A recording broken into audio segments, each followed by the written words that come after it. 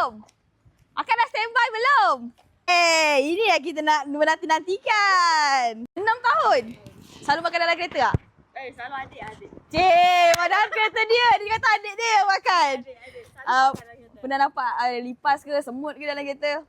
So far tak pernah. Semua ada lah. Semua ada lah. Tapi hari ni kita nak buat easy membasmi lipas. Okay, kalau ada lipas kita kena hina kat cukup-cukup. Boleh tak? Janganlah.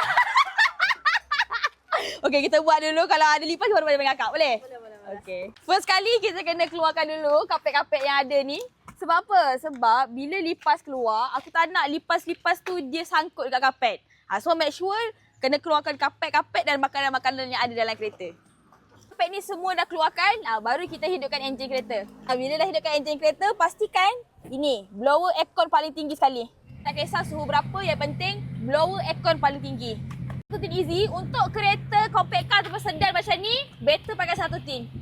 Satu tin ni satu kali penggunaan cukup untuk satu kereta yang macam ni. Tutup, tekan. Dekat sini ada satu button. Okey, korang tekan sampai dia keluar semburan. Tutup pintu kereta dan biarkan selama 10 hingga 15 minit. Kalau ada lipas, aku dah minta akak tu duit raya. Tengok ni korang nampak ni? Ini adalah easy bila korang tekan semburan, dia akan cover seluruh kereta korang termasuklah dalam bonnet sekali. Dah ready belum? Agak-agak lipas tak dalam kereta? Mungkin ada. Sebab before this kereta ada bom masam-masam sikit kan? Tapi ini kita check dulu. Okay. Ada lipas ke tak ada lipas? Kita dah buka dulu. Kalau tak ada belanja.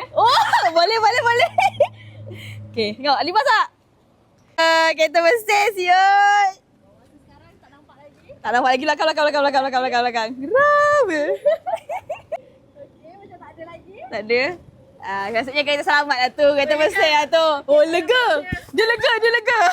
Tapi bila bau, ada bau wangi tak? Bau wangi. Bau memang fresh gila. Bau fresh kan? Bau fresh. Bau apa?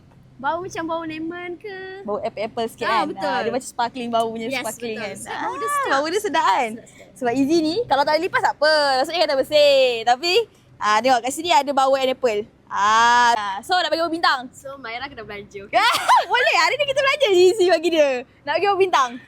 Boleh kata full lah. 5/5. 5/5 Sebab bau memang fresh. Okay, bau fresh Okay, so kalau korang yang nak dapatkan, korang tekan kat beg kuning sekarang. Tapi kalau nak ambil, jangan ambil satu, jangan ambil dua. Ambil combo 3 sekarang dekat beg kuning. Tengok sekali feedback.